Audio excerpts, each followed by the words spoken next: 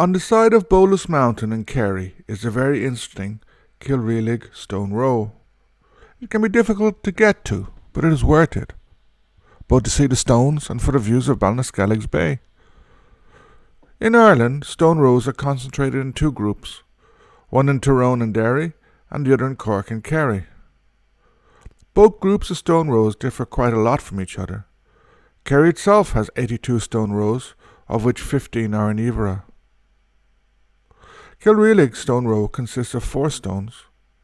It is just over 5 metres long and is orientated east, north-east, west-southwest, slightly different from the normal north-east-southwest of stone rows in Munster. The tallest stone, most in the north-east, is just under 2.5 metres high. The second stone is 1.15 metres, the third 1.6, and the fourth is the smallest, just over a metre high. It is also slightly distant from the other 3. It is very hard to date this stone row, as it has not been excavated. Few stone rows actually have. And with stone monuments like this, excavation does not always result in conclusive evidence of when they were built. Indeed, what can often be found is evidence of usage of the land over long periods of time. Although specialists have proposed various time frames, broadly speaking, the Munster stone rows seem to have been built between 1650 BC and 800 BC, in other words, during the Middle and Late Bronze Age in Ireland.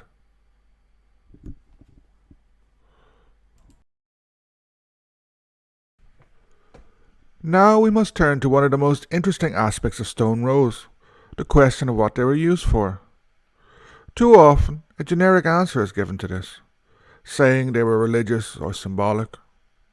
However, they probably had various purposes, and some may have gained new uses and meanings much after they were constructed. For example, both Cill Rialaigh and the nearby Iveragh were tied into Gaelic mythology, and are said to mark the graves of important Milesian nobles. It is impossible to say when they gained this symbolic meaning, but it was certainly many hundreds of years after they were built.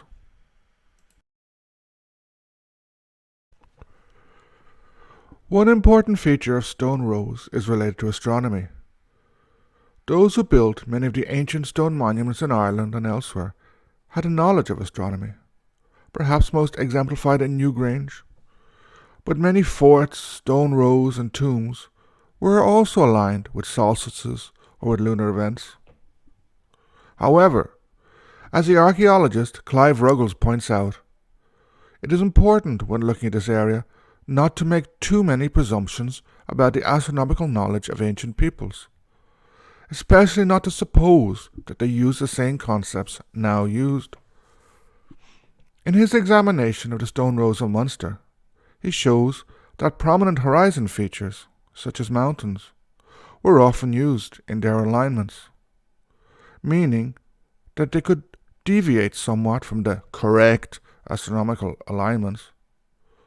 Nevertheless, this was important as it allowed them to fulfill their symbolic function or role. What this role or function was can only be inferred.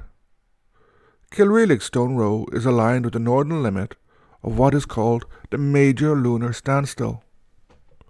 This is the most northern point of an 18.6-year cycle, which indicates that those who built it had a very good knowledge of astronomy. In addition, it is possible, as suggested by Burl, that rather than being astronomical observatories, these stones were used to mark seasonal changes, especially midwinter. This was something of profound importance in an agricultural society which was dependent on this knowledge for its food production. Another interesting feature is that the stone row seems to have become part of an old stone wall, though this is no more than a ridge at times. Also within a few hundred metres of the stone row is a castle, some huts, and various walls.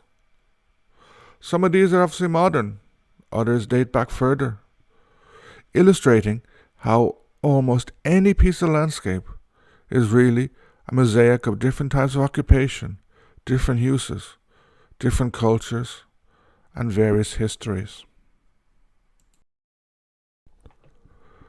Finally, I want to return to the association of Cill Rialaigh with Gaelic mythology, and specifically with the arrival of the Milesians in Ireland. Similar to nearby Iveragh, Cill Rialaigh marks the grave of a Milesian noble who died in their attempts to make landfall. In this case, Erannan, son of Mill. Although the Milesians are somewhat overshadowed by other parts of Gaelic mythology, they were extremely important, as they were regarded as the actual ancestors of the Gaelic Irish.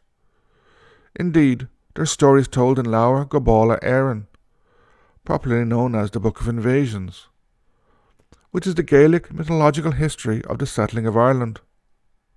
Moreover, as the poet and writer Paddy Bushe has shown, the Milesians were said to have landed in the Waterville area, and they are associated with various monuments around South Kerry, while both the Ballinaskelligs area and Loch Corran, or Loch Ruach in Irish, are tied into the beautiful Song of Erannan. Cill Rialaigh Stone Row is much more than just a beautiful ancient monument with an amazing view of Ballinaskelligs Bay. While we know little about those who built it, and have to conjecture about their reasons for doing so, it is also tied in with Gaelic mythology, showing how, many hundreds of years after being built, it was given a very different meaning in a later culture, one that is also partially lost.